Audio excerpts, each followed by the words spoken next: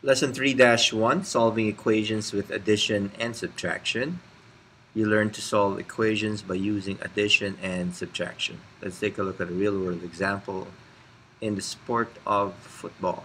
Okay, according to the graph below, the Chicago Bears and the Pittsburgh Steelers have each appeared on television on Monday night a total of 44 times through the 1998 and 1999 season.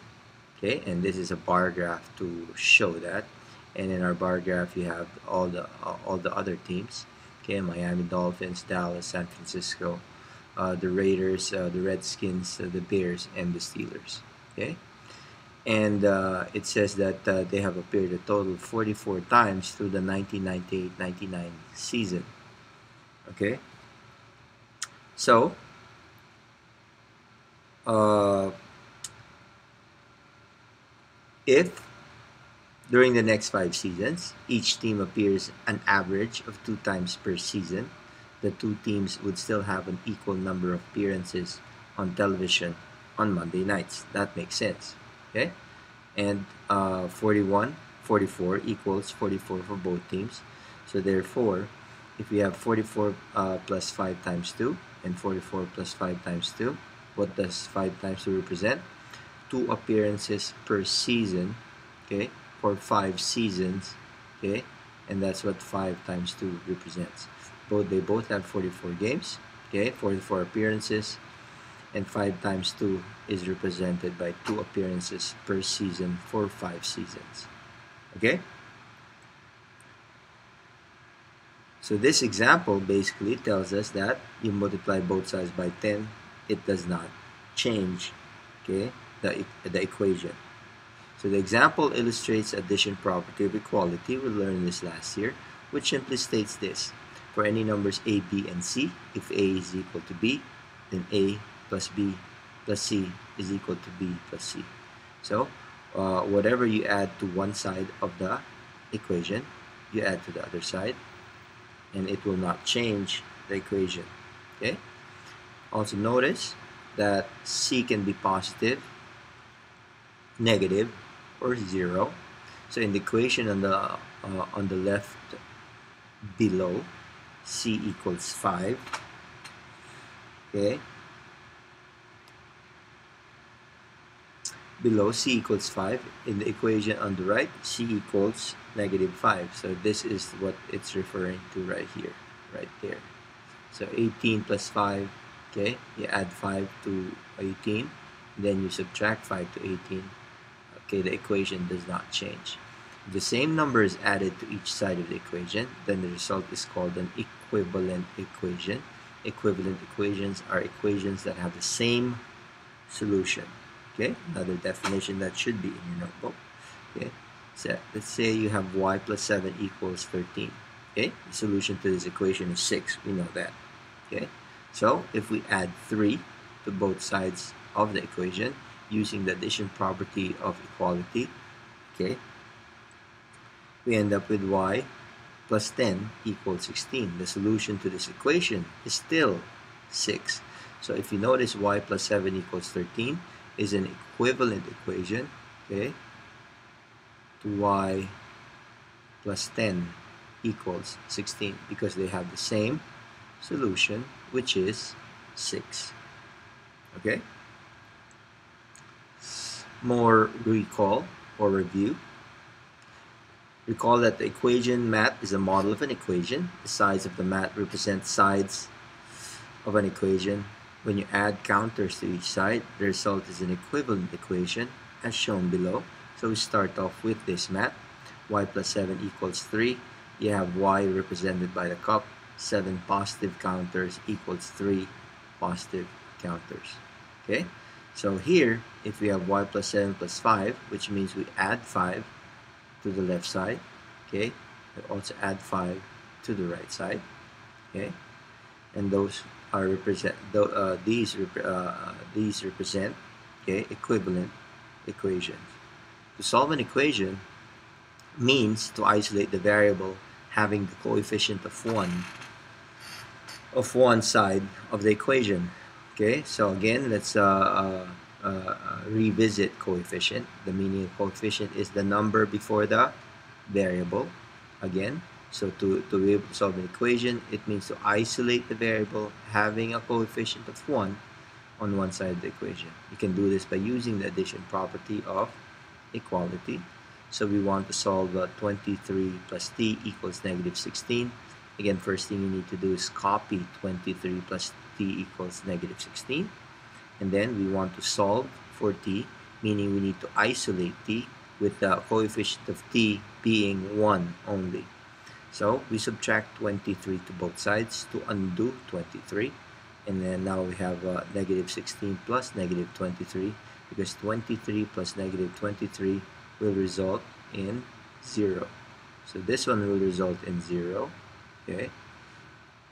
Oops. Okay. So that goes away. So you end up with t.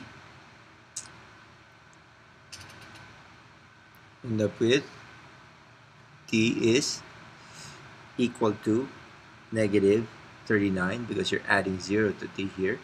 Okay, t equals negative 39. Again, to check this equation, you simply substitute the value of negative 39 to the value of t in the original equation. Okay, you now have 23 plus negative 39. Is it equal to negative 16? By golly, it is. Negative 16 is equal to negative 16. The solution to this equation is negative 39. Okay, and let's go back to the application at the beginning of the lesson and see how we apply this. Refer to the application at the beginning. San Francisco appeared fewer times than Dallas. How many more times did Dallas appear? Again, a word problem, calls for a 4-step plan. Read the problem to find out what is asked, then define a variable. And in defining a variable, you know what we need to do. But before we do that, the problem asks how many more times Dallas appeared on television on Monday night than San Francisco. From the graph, we can see that Dallas appeared 55 times. Okay, so we let n, that's our let statement, be equal to the difference in the number of times each team appeared.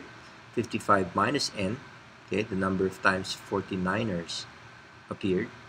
Okay, so how did we get 55 minus n? Because we want to find, okay, how many more times did Dallas appear, okay, than the Niners. So we 55n, okay, will be equal to the number of times that Niners appeared. Okay, let's write our equation in trying to plan this. Okay, you know that 55 minus n represents the number of times San Francisco appeared.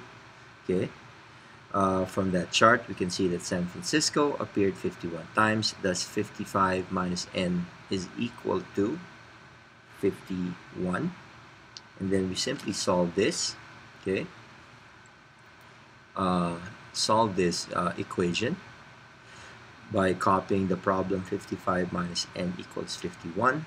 Okay, and then we subtract 55 to both sides of the equation to undo 55 and to isolate n. Okay, and if you notice, negative n equals negative 4. Okay, and in negative n equals negative 4, it means that the opposite of n is negative 4, or simply n is equal to 4. Okay, so when you say negative n equals negative 4, it's simply saying that the opposite of n is equal to negative 4. Okay, or n equals positive 4. Or you can do this, we'll learn this later on, if we multiply both sides with 1, like that one, oopsie, undo that thing. Okay, so if I multiply both sides by negative 1, if you notice, the result will still be equal to n equals negative 4. I think that's the best way of understanding this. Okay,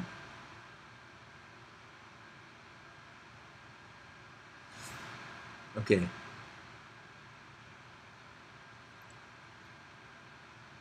and in checking our answer, we simply see if our answer makes sense. If Dallas appeared 55 times and San Francisco appeared 51 times, then the difference is 55 minus 51, or 4 times. Makes sense. Let's take a look at example 3, but before we do that, let's look at another property of equality, and that is the subtraction property of equality.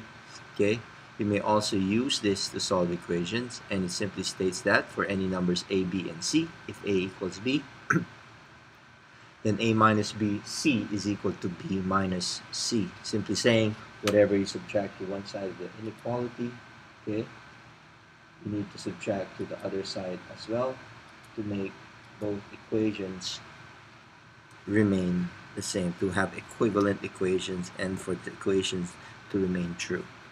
Okay, let's take a look at this example. Solve 190 minus x equals 215. Okay, and in trying to solve this equation, we first copy down. Now 190 minus x equals 15.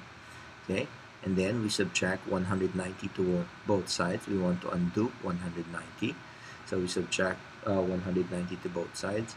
We end up with negative x equals 25. Okay, and again, the opposite of x is 25. That means x is equal to negative 25. Okay, so the opposite of x is 25. Therefore, x is equal to negative 25. Or do what I did in the last example. Just simply multiply both sides by negative 1. Whatever you do to one side of the equation, you need to do to the other side. This is a property that we will study further in the next lesson. Okay, so the solution for this one would be negative 25, and in checking our answer, we simply substitute the value of negative 25 to our x, so this becomes 190 minus negative 25. Is it equal to 215? Most definitely it is. So the solution is, okay, negative 25.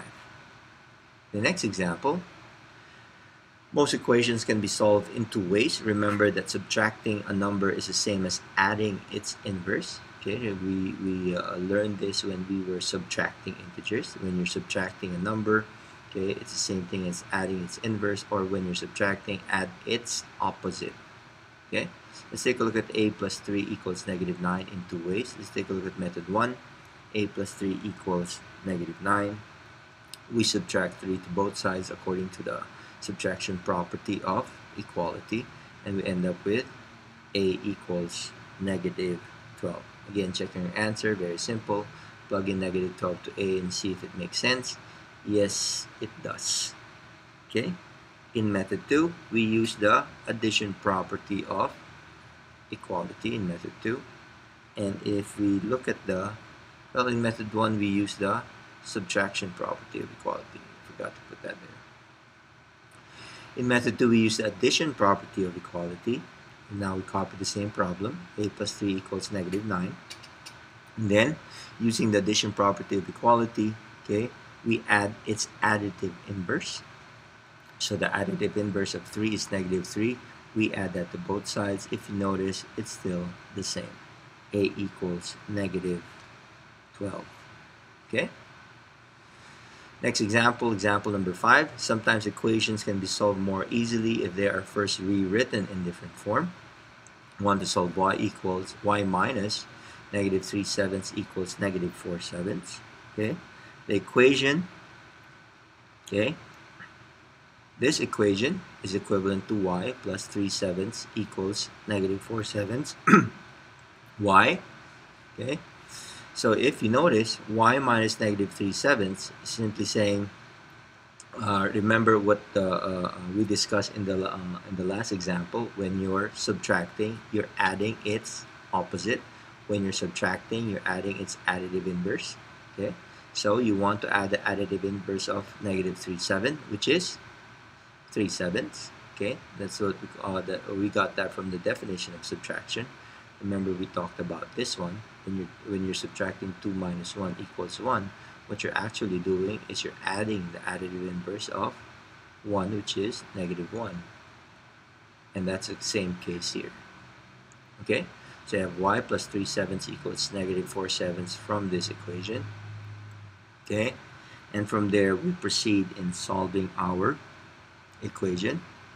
Y plus 3/7 equals negative 4/7. We isolate y by subtracting 3/7 to both sides of the equation, and we have y equals negative 7/7 or negative 1. Okay, checking our answer, we simply plug in the value back to our original equation. Okay, the value of negative 1. Okay, and we have right here, what do I want to show? There you go. Negative 7/7 minus negative 3/7 is equal to negative 4/7. Yes, it is. Okay, and we check our answer. The solution to this, not male, I'm not looking at my mail, is negative 1. Okay, finally, one more example, and this is example number 6. Solve b plus negative 7.2 equals negative 12.5. Okay, so the equation is equivalent to b minus 7.2 equals negative 12.5. Again, using the definition of subtraction. That's why. Definitions of subtraction is we just stated in example 5, but we just did the opposite procedure. Okay, so let's solve this. B minus 7.2 equals negative 12.5. We want to undo negative 7.2, and therefore we need to add 7.2 to both sides of the equation. We end up with b equals negative 5.3. There are two ways of checking this. Method 1 is the best way. B plus 7.2 equals negative 4.5. Simply substitute the value negative 5.3 to b and find out if the equation is true. And yes, it is true. The second one is a calculator. Not recommended, but if you're in a hurry, that will do as well. And you end up with the same answer. The solution is negative 5.3. Lessons done. On Google Forms or My Big Campus, type a summary of what you've learned by responding to the objective of the lesson, and type a question you might want to ask in class. Thank you.